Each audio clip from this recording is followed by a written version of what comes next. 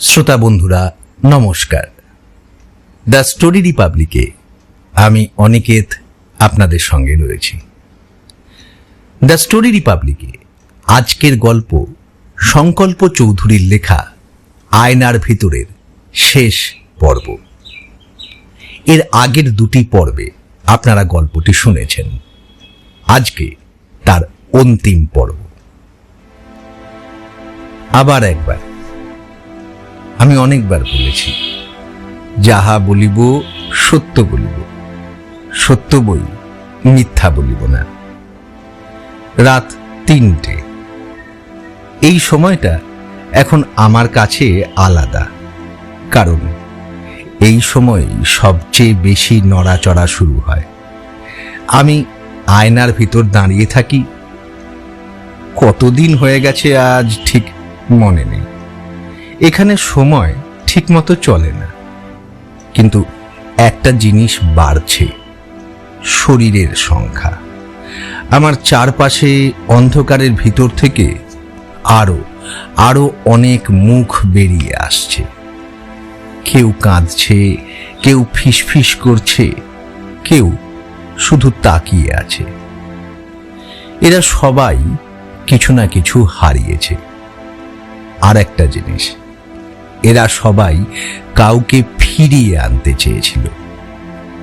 আমি এখন বুঝি এই জায়গাটা শাস্তির না, এটা নরক টরক কিচ্ছু না, এটা প্রতিফলন।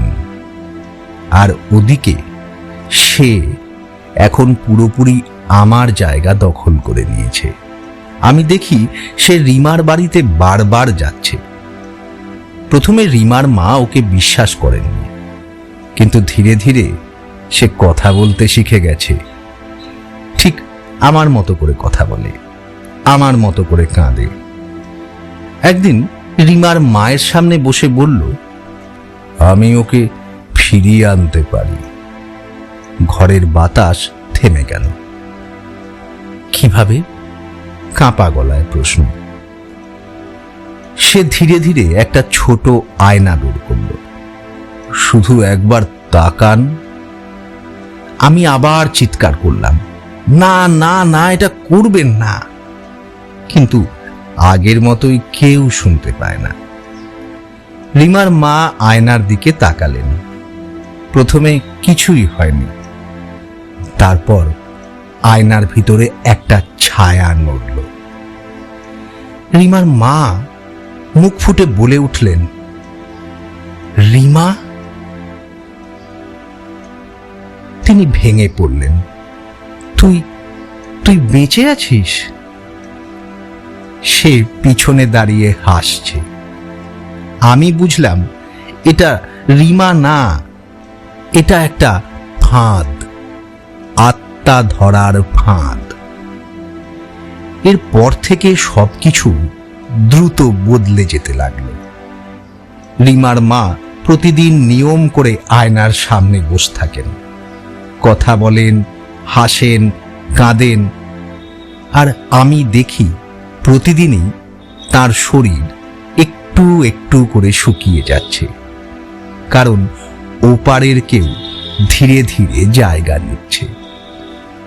এক রাতে সে আবার আয়নার সামনে এলো, আমার দিকে তাকিয়ে বলল, দেখেছ মানুষ কত সহজে বিশ্বাস করে?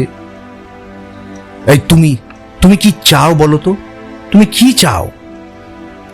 সে একটু ভেবে বলল, অস্তিত্ব।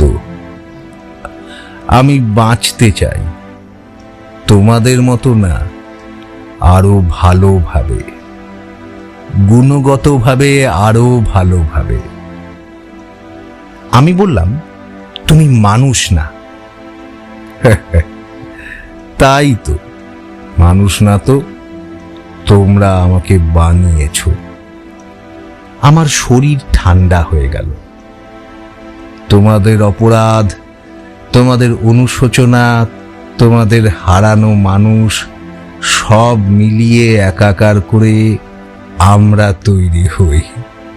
বুঝেছ ব্যাপারটা? সেই রাতেই সব শেষ হয়ে গেল। রিমার মা আয়নার সামনে বসে আছেন। সে বলল, আজ আপনার মেয়ে পুরোপুরি ফিরে আসবে। আমি তো চিৎকার করতে থাকি, না না, কিন্তু দরজা বন্ধ, ঘর অন্ধকার। আয়নার ভিতর থেকে সেই আগের মতো একটা হাত বেরিয়ে আসে, তবে এইবার পুরো শরীর। রিমা, কিন্তু তার চোখে কোনো অনুভূতি নেই। রিমা ধীরে ধীরে বাইরে আসে। রিমার মা ওকে জড়িয়ে ধরে কাঁদতে থাকেন, আর ঠিক তখনই আমি দেখলাম রিমার মাও ধীরে ধীরে অদৃশ্য হয়ে যাচ্ছেন আয়নার ভেতরে। ঘরটা আবার শান্ত।